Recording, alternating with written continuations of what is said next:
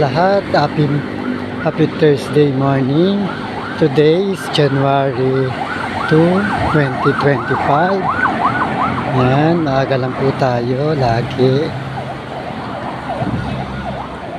sa pagpasok. Yan. Kailangan lagi lang maaga para sa pamilya. Yan, naglalakad po ako papunta sa work. Napaaga ako lagi. Yan. Ganda-ganda oh. Yan.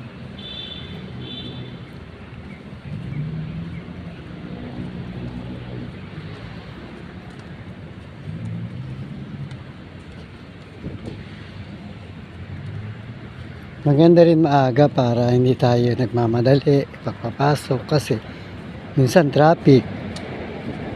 Kaya sabay-sabay.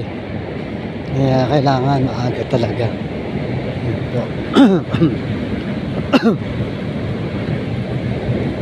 See you guys. Salamat po sa panonood. Bye po.